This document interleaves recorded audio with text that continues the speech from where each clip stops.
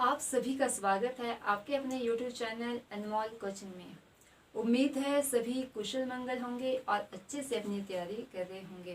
पिछली वीडियो में हमने स्वर संधि के पांचवें भेद अयादी संधि के बारे में पढ़ा था। उसमें हमने जाना था कि किस तरह से अयादी संधि की पहचान करनी है और किस तरह से शब्द को तोड़ना है या जोड़ना है। ठीक है, यदि आपने वीडियो नहीं देखी है तो प्लेलिस्ट में जाकर स्वर संधि के जितने भी भेद हैं उन सब से संबंधित 5-6 वीडियोस हैं, उन्हें देख लें, क्योंकि संधि का सबसे इम्पॉर्टेंट पार्ट है स्वर संधि। ठीक है, वहीं से एग्जाम में ज़्यादा क्वेश्चन हमें देखने को मिलते हैं। इसीलिए प्लेलिस्ट में जाकर स्वर संधि से रिलेटेड जितने भी पार्ट्स हैं, जितनी भी वीडियोस हैं, उन सभी को देखें। आज हम पढ़ेंगे संधि के दूसरे मुख्य भेद व्यंजन संधि के बारे में। व्यंजन संधि का निर्माण 3 प्रकार से किया जाता है। पहले शब्द का अंतिम वर्ण स्वर हो सकता है, या दूसरे शब्द का पहला वर्ण व्यंजन हो सकता है, या फिर पहले शब्द का अंतिम वर्ण व्यंजन हो सकता है और दूसरे शब्द का पहला वर्ण स्वर हो सकता है, या फिर पहले शब्द का अंतिम वर्ण भी व्यंजन और दूसरे शब्द का पहला वर्ण भी व्यंजन हो सकता है। अर्थात तीनों ही तरह से व्यंजन संधि का निर्माण किया जाता है। ठीक है, जैसे आपके पास शब्द हैं, ठीक है, जैसे उदाहरण है आपके पास बाक जमा ईश। ठीक है, यदि हम इसको मिलाएंगे तो हमारे पास क्या बनेगा, बागीश। कि यहाँ पर क था तो की होना चाहिए था, है ना, लेकिन यहाँ हमारे पास क्या बन रहा है, ग। ठीक है, वैसे एक और शब्द है आपके पास बाक जमा मई। अब यहाँ क है और यहाँ म है, लेकिन यहाँ क्या बनेगा हमारे पास, बांगमई। ठीक है, यहाँ ग की बजाय क्या बनेगा, अंग बनेगा, बांगमई। ठीक है, तो अभी हमने यही चीजें पढ़नी है कि किस तरह से यहाँ पहला वर्ण तीसरे वर्ण में परिवर्तित हुआ और यहाँ पर यही पहला वर्ण 5वें वर्ण में परिवर्तित हुआ। ठीक है, तो यही नियम आज हम सीखेंगे कि किस तरह से आपके वर्णों में परिवर्तन होता है। व्यंजन संधि का पहला नियम है कि यदि क, च, ट, त या प, ठीक है, यदि इन पांचों में से कोई एक वर्ण हो और इनके बाद क, च, ट, त, प के बाद कोई भी स्वर हो, ठीक है, अ से लेकर औ तक कोई भी स्वर हो, अ से औ तक 11 स्वरों में से कोई भी स्वर हो, या फिर अंतस्थ वर्ण हो। अंतस्थ वर्ण कौन से होते हैं, य, र, ल और व। इन चारों में से कोई एक वर्ण हो, या फिर हर वर्ग का तीसरा या चौथा वर्ण हो। ठीक है, क, च, ट, त, प के बाद यदि कोई भी स्वर हो, अ से हो तो कोई भी स्वर हो, या फिर अंतस्थ वर्ण हो, या हर वर्ग का तीसरा या चौथा वर्ण हो, तो क्या होता है, तो क, च, ट, त, प अपने ही वर्ग के, जैसे कवर्ग का, ज्वर्ग का, ठीक है, अपने ही वर्ग के तीसरे वर्ण में परिवर्तित होते हैं। ठीक है, परिभाषा जिस तरह से मैं बोल रही हूँ आप लोग लिख सकते हैं। ठीक है, क्या नियम है, पहला क, च, ट, त, प के बाद, ठीक है, जमा का अर्थ है कि के बाद यदि कोई भी स्वर हो, अंतस्थ वर्ण हो, य, र, ल, व, म हो, या फिर हर वर्ग का तीसरा या चौथा वर्ण हो। ठीक है, जैसे कवर्ग का तीसरा या चौथा वर्ण क्या हो जाएगा, ग, घ। चवर्ग का तीसरा या चौथा वर्ण ज, झ। टवर्ग का ड, ढ। तवर्ग का द, ध और पवर्ग का ब, भ। ठीक है, इन 10 वर्ण में से कोई हो, इन 4 में से कोई हो, या फिर इन 11 में से कोई एक वर्ण हो, तो क, च, ट, त, प अपने ही वर्ग के तीसरे वर्ण में परिवर्तित होते हैं। ठीक है, जैसे कवर्ग का तीसरा वर्ण क्या है, ग। ज्वर्ग का तीसरा वर्ण ज। टवर्ग का तीसरा वर्ण ड। तवर्ग का द और पवर्ग का ब। अर्थात क ग में परिवर्तित होगा, च ज में परिवर्तित होगा, ट ड में परिवर्तित होगा, त द में, और प ब में परिवर्तित होगा। ठीक है, यही नियम हमने यहाँ लिखा था। यहाँ क्या था, आधा वर्ण था क और इसके बाद स्वर वर्ण था ई, इसीलिए ये क अपने ही वर्ग के तीसरे वर्ण में परिवर्तित हुआ। अच जमा अंत, अच जमा अंत च्वर्ग है, च्वर्ग का च है और इसके बाद क्या आपका स्वर वर्ण है।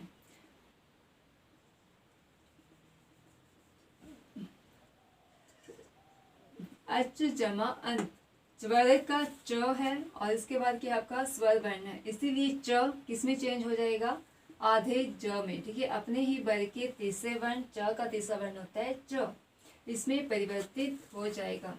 अ ज को यदि हम स्वर से मिलाएंगे तो क्या बन जाएगा, पूरा ज, और अंतिम वर्ण जो है उनको वैसे के वैसे लिखो। क्या बन गया हमारे पास शब्द, अजंत। पुत धन योग, तवर्ग का त है, इसके बाद क्या है आपका अंतस्थ वर्ण का य है, इसीलिए ये त आपके तीसरे वर्ण में परिवर्तित होगा। क्या बन जाएगा इसका फिर, उ द योग। इसको इस तरह से लिखो या फिर द और य को मिला के लिखो, दोनों ही तरह से आपका शब्द सही होगा। ठीक है, इसी तरह त के बाद आपका अंतस्थ वर्ण था, इसीलिए त आपका तीसरे वर्ण में परिवर्तित हुआ और क्या बन गया, उद्योग। अब यहाँ पे आपने एक चीज नोट की होगी कि यहाँ हमने आधा वर्ण लिखा, यहाँ पूरा वर्ण लिखा। ऐसा क्यों, ऐसा इसलिए क्योंकि यहाँ क्या था आपके पास, व्यंजन के बाद स्वर था, इसीलिए व्यंजन में जब स्वर जुड़ा तो ये पूरा वर्ण बन गया। लेकिन यहाँ व्यंजन के बाद व्यंजन है, ठीक है, ये वाला नियम काम कर रहा है कि व्यंजन के बाद व्यंजन वर्ण है, इसीलिए इस व्यंजन को हमने क्या किया, आधा लिखा। ठीक है, तो ये चीज याद रखनी है, जहाँ व्यंजन के बाद स्वर हो वहाँ व्यंजन वर्ण पूरा होगा, जहाँ व्यंजन के बाद व्यंजन हो वहाँ वो व्यंजन आधा ही रहेगा। यदि स्वर के बाद व्यंजन है तब क्या होगा। ठीक है, अगला शब्द है षट जमा आनन। षट जमा आनन, ट्वर्ग का ट है और उसके बाद आपका स्वर वर्ण है, इसीलिए ये ट आपके तीसरे वर्ण, इसीलिए ट तीसरे वर्ण में परिवर्तित होगा अपने ही वर्ण। षट जमा आनंद, ठीक है, यहाँ ट्वर्ग का ट है और उसके बाद है स्वर, इसीलिए स्वर ट्वर्ग, इसीलिए ट जो है अपने ही वर्ग के तीसरे वर्ण में परिवर्तित होगा। और ट्वर्ग का तीसरा वर्ण क्या है, ड। ठीक है, ट्वर्ग का तीसरा वर्ण क्या है, ड। अब फिर से वही कंडीशन है कि ड के बाद आपका स्वर है तो इसलिए ये पूरा हो जाएगा। ठीक है, क्या बन जाएगा, षडानन।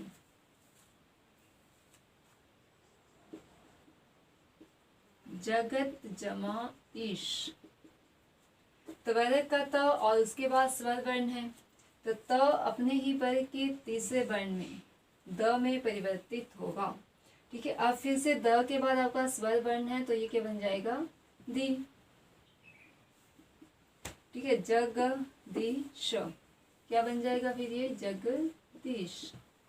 स्वर है इसलिए हमने इस वर्ण को पूरा लिख लिया। यह है व्यंजन संधि का पहला नियम कि क च ट त प के बाद यदि कोई स्वर आए, अंतस्थ वर्ण आए या फिर हर वर्ग का तीसरा या चौथा वर्ण आए तो क च ट त प अपने ही वर्ग के तीसरे वर्ण में परिवर्तित होंगे। कौन से वर्ण में, तीसरे। कवर्ग का तीसरा वर्ण है ग, च्वर्ग का तीसरा वर्ण है ज, ट्वर्ग का तीसरा वर्ण है ड, त्वर्ग का तीसरा वर्ण द और पवर्ग का तीसरा वर्ण है व। और नीचे जो हलंत लगी है इसका अर्थ है कि आधे वर्ण ही इसके बनेंगे, ये भी आधे हैं, ये भी आधे ही बनेंगे। ठीक है, व्यंजन संधि में जितने भी वर्ण हैं आपको आधे वर्ण ही देखने को मिलेंगे, क्योंकि व्यंजन हमने पढ़ा था कि व्यंजन होते ही क्या है, आधी मात्रा वाले वर्ण। तो व्यंजन से चेंज होके आपके व्यंजन भी आधे ही बनेंगे। दूसरा नियम है क च ट त या प के बाद, ठीक है, आधे क, आधा च, आधा ट, आधा त, आधा प के बाद यदि क्या हो, पंचमाक्षर हों।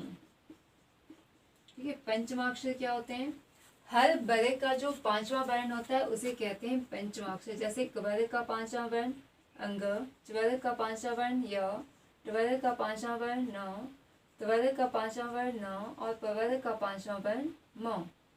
ठीक है, इन पांचों में से कोई एक वर्ण है। जमा से पहले क्या हो, क च ट त प में से कोई एक वर्ण, और जमा के बाद पंचमाक्षर, इन पांचों में से कोई एक वर्ण हो तो क च ट त प अपने ही वर्ग के पांचवें वर्ण में परिवर्तित होते हैं। ठीक है, कौन से वर्ण में, पांचवें। तो क च ट त प अपने ही वर्ग के पांचवें वर्ण में परिवर्तित होंगे।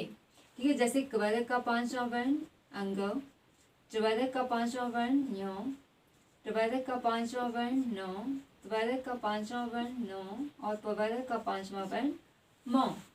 ठीक है, तो क च ट त प के बाद यदि कोई कौन से वर्ण आए, पंचमाक्षर, इन पांचों में से कोई एक वर्ण आए तो क, अंग में च, य में ट, ण में त, न में और प म में परिवर्तित होगा।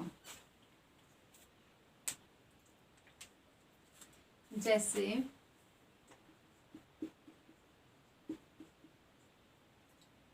बाक जमा मई।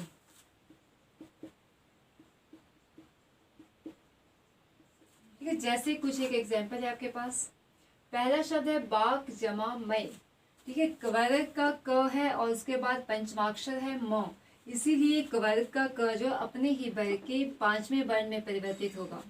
ठीक है, कवर्ग का पांचवा वर्ण कौन सा है, अंग, और अंतिम वर्ण जो है उनको वैसे का वैसा, बस आपने चेंज क्या करना है, ये वाले वर्ण की जगह नया वर्ण लिखना है, बाकी आगे पीछे जितने भी वर्ण हैं उनको वैसा का वैसा उतारना है।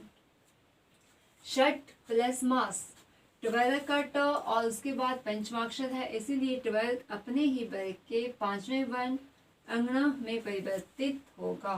क्षण मास।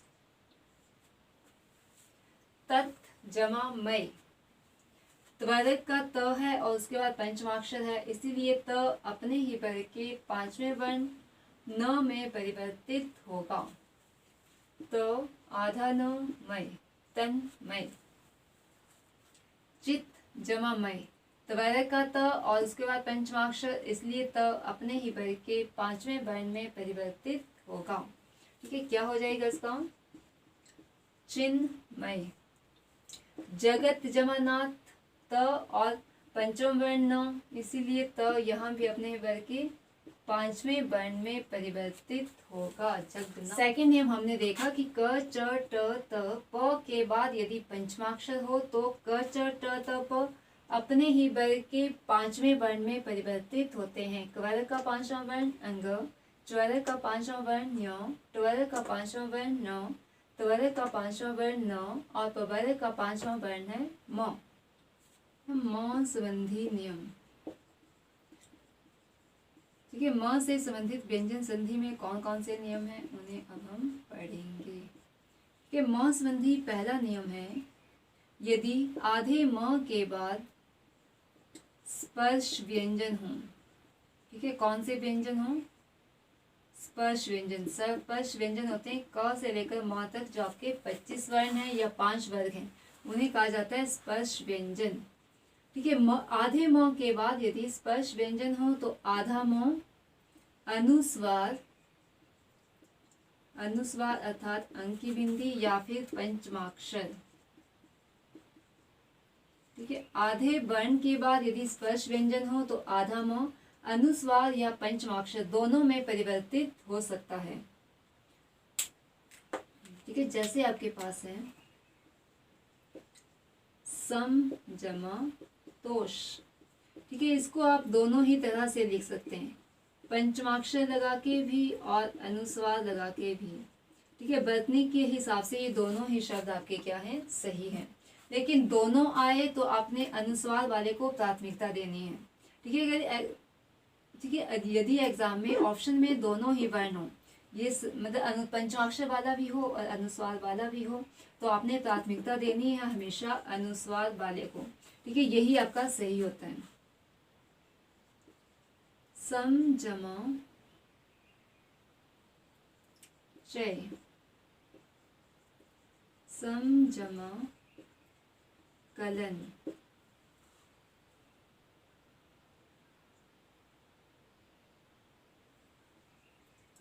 सम जमा वल। ठीक है, सम जमा चय अनुस्वार लगा के तो हम इसको इस तरह से लिखते हैं, लेकिन पंचमाक्षर इसमें कौन सा होगा वहां आप कंफ्यूज हो जाते हैं। ठीक है, यहाँ कुछ नहीं सोचना है, जो आपका ये वर्ण है इसी वर्ग का पांचवा वर्ण। ठीक है, च्वर्ग का पांचवा वर्ण ही आपका लिखा जाता है यहाँ पे। ठीक है, जैसे च्वर्ग का पांचवा वर्ण क्या है, य। ठीक है, तो यही आधा वर्ण यहाँ आएगा। जैसे क है तो क का पांचवा वर्ण क्या है? सम जमा कलन संकलन। और यहाँ पंचमाक्षर आएगा क का ही पांचवा वर्ण, तो क का ही पांचवा वर्ण क्या होता है? अंग। संकलन। सम जमा बल संबल। या ब का पांचवा वर्ण क्या है? जमा गति संगति।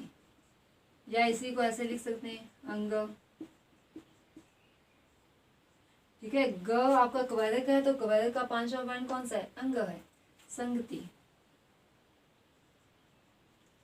परम जमा तु परंतु अनुस्वार लगा के, या फिर तवर का पांचवा वर्ण क्या होता है? आधा न। परंतु। आधे म के बाद यदि स्पर्श व्यंजन आए तो आधा म अनुस्वार और पंचमाक्षर दोनों में ही परिवर्तित हो सकता है, और एग्जाम में आपके दोनों ही शब्द क्या होंगे? सही होंगे।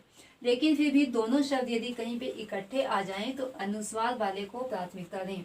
अनुस्वार अर्थात जो पर बिंदी लगी होती है इसे कहते हैं हम अनुस्वार। ठीक है, दोनों वर्ण यदि एग्जाम में आए तो किसे प्राथमिकता दें? अनुस्वार वाले वर्ण को प्राथमिकता दें। यही शब्द आपका क्या होगा? सही होगा। म संबंधी दूसरा नियम है, आधे म के बाद यदि ऊष्म वर्ण हो, ऊष्म वर्ण कौन से होते हैं? श, स, हो, या अंतस्थ वर्ण हो। अंतस्थ वर्ण कौन से होते हैं? य, र, ल और व। ठीक है, आधे म के बाद यदि इन 8 वर्णों में से कोई एक वर्ण हो तो म केवल और केवल अनुस्वार में परिवर्तित होता है। ठीक है, किसमें? केवल अनुस्वार में। ठीक है, यहाँ पर हम चाहकर भी पंचमाक्षर नहीं लगा सकते हैं, क्योंकि ये इस नियम की शर्त है कि आधे म के बाद यदि इन 8 में से कोई एक वर्ण हो तो ये केवल और केवल किसमें परिवर्तित होगा? अनुस्वार में। ठीक है, जैसे सम जमा वात, आधा म है और उसके बाद वो अंतस्थ वर्ण है, इसीलिए इसका क्या हो जाएगा? संवाद। सम जमा शय, म है और म के बाद कौन सा वर्ण है? श, ऊष्म वर्ण है, इसीलिए ये भी केवल और केवल अनुस्वार में ही परिवर्तित होगा। सम जमा हार, म के बाद ऊष्म वर्ण है ह, इसीलिए ये भी केवल और केवल अनुस्वार में ही परिवर्तित होगा। यदि इसे हम पंचमाक्षर लगाकर लिखेंगे तो वो आपका बरतने के हिसाब से गलत होगा। सम जमा लय, सलय, म है और म के बाद अंतस्थ वर्ण है ल। सम जमा सार, संसार, म के बाद कौन सा वर्ण है आपका? ऊष्म वर्ण है, इसीलिए ये पंचमाक्षर में ही परिवर्तित हुआ। सम जमा योग, म के बाद अंतस्थ वर्ण य, इसीलिए ये भी आपका केवल और केवल अनुस्वार में ही परिवर्तित होगा।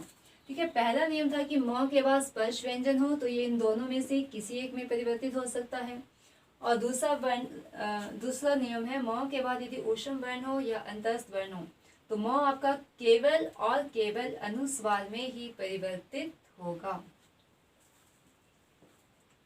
म संबंधी तीसरा नियम है कि आधे म के बाद यदि पूरा म हो, आधे म के बाद यदि पूरा म हो तो म परिवर्तित नहीं होता है, चेंज नहीं होता है। ठीक है, आधे म के बाद यदि पूरा म हो तो म आपका परिवर्तित नहीं होता है, जैसा है वो वैसा ही रहेगा। जैसे सम जमा मान, आधा म है फिर पूरा म है, तो इसीलिए क्या हो जाएगा? सीधे सम मान। सम जमा मति, आधा म फिर पूरा म, तो ये भी ऐसा कैसा लिखा जाएगा? सम्मति। संबंधी नियम, त संबंधी पहला नियम है कि आधे त के बाद यदि च या छ हो तो त आधे च में परिवर्तित होता है। आधे त के बाद यदि च या छ हो तो त किस में परिवर्तित होगा? आधे च में। ठीक है, जैसे आपके पास शब्द है सत्य जमा चरित्र। त है, त के बाद च है तो इसलिए त क्या हो जाएगा आपका? आधे च में परिवर्तित होगा। क्या हो जाएगा इसका? सच चरित्र। जगत जमा छाया। त है और त के बाद क्या है? छ वर्ण है, इसलिए किस में चेंज हो जाएगा? त आधे च में क्या बन जाएगा? जग च छाया। ठीक है, तो फर्स्ट नियम था कि त के बाद च या छ हो तो त आधे च में परिवर्तित होते हैं। सेकंड नियम है आधे त के बाद यदि ज या झ हो। ठीक है, परिभाषा जिस तरह से मैं बोल रही हूँ आप वैसे ही लिख सकते हैं कि आधे त के बाद यदि ज या झ हो तो आधा त आधे ज में परिवर्तित होता है। कि जैसे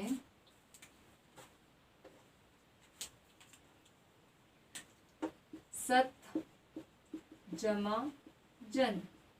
त है और त के बाद क्या है? ज वर्ण है, इसलिए त आधे ज में परिवर्तित होगा। क्या बन जाएगा इसका? सज्जन। उत जमा झटिका। उज झटिका। ठीक है, त के बाद ज था इसलिए त आधे ज में, यहाँ त के बाद झ था इसलिए त आधे ज में परिवर्तित हो गया। तीसरा नियम है त के बाद ट हो तो त आधे ट में परिवर्तित होगा। त के बाद ड हो तो त आधे ड में परिवर्तित होगा।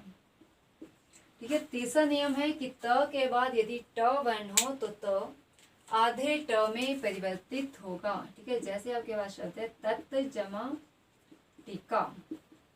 त है, त के बाद ट है, इसलिए त क्या हो जाएगा? आधे ट में। तटिका क्या शब्द बन जाएगा?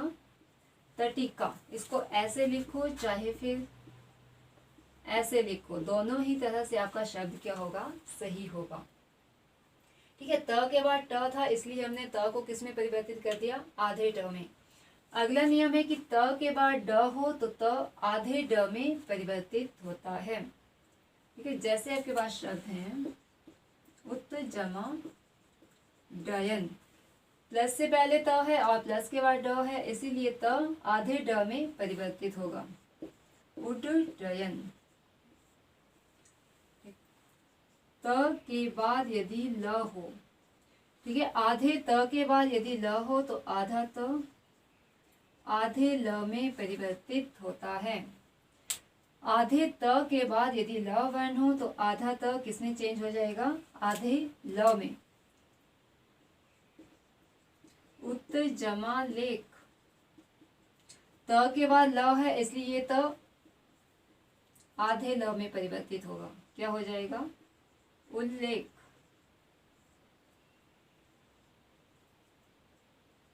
उत जमा लास। त के बाद ल वर्ण है इसीलिए त आधे ल में परिवर्तित होगा। क्या बन जाएगा? उल्लास। ठीक है, तो पांचवा नियम हमने पढ़ा कि आधे त के बाद यदि ल हो तो आधा त किस में परिवर्तित होगा? आधे ल में परिवर्तित होगा। अगला नियम है त के बाद यदि ध हो। अगला नियम है त के बाद यदि ह हो तो या अब ये दोनों ही परिवर्तित हो गए। यहाँ तक हमने देखा कि सिर्फ जो प्लस से पहले वाला वर्ण है वही चेंज हो रहा था, लेकिन अब इस नियम में दोनों ही आपके चेंज होंगे। त के बाद ह है तो त आधे द में और ह पूरे ध में परिवर्तित होगा। ठीक है, त के बाद कौन सा वर्ण हो? ह वर्ण हो तो त आधे द में और ह पूरे ध में परिवर्तित होगा। ठीक है, जैसे तत् जमा हित।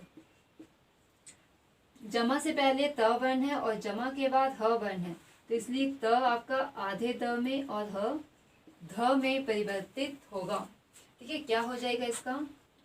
त द के पाँव में ध और ई और त, तद्धित। क्या हो जाएगा? तद्धित। उत जमा हार, त आधे द में और ह पूरे ध में परिवर्तित होगा। उद धार, इसको ऐसे लिखो, चाहे द के पाँव में ध लगा के लिखो। ठीक है, दोनों ही तरह से आपका शब्द क्या होगा? सही होगा। है कि त के बाद यदि श हो तो त, यहाँ भी ये दोनों ही वर्ण परिवर्तित होंगे। ठीक है, यहाँ भी त और श दोनों वर्ण परिवर्तित होंगे। आधा त आधी च में और पूरा श पूरे छ में परिवर्तित होगा। जैसे आपके पास उत जमा शिष्ट,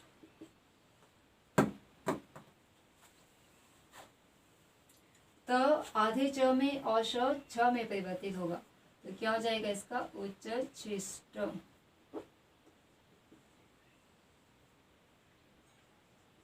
सत्य जमा शास्त्र, सत्य जमा शास्त्र, त के बाद श है, त आधे च में और श छ में परिवर्तित होगा। ठीक है, तो त के बाद श हो तो त आधे च में और श आधे छ में परिवर्तित होगा। ठीक है, त के बाद ज या झ, यहाँ से एक आपका बहुत इंपॉर्टेंट शब्द है जो अक्सर आपका बर्तनी में पूछा जाता है, उत जमा ज्वल। ठीक है, हम यहाँ त क्या होगा आपका? आधे ज में और एक ज हमारे पास ऑलरेडी आधा है, तो इसीलिए इसमें जो भी ज होते हैं वो दोनों आधे होते हैं। ठीक है, ये इस नियम के अनुसार है कि पहला ज भी आपका आधा होता है, और ये शब्द शुद्ध वर्तनी में बहुत बार एग्जाम में पूछा जाता है। ठीक है, तो इसलिए ध्यान रखें कि दोनों ज क्या होते हैं? इसके आधे होते हैं।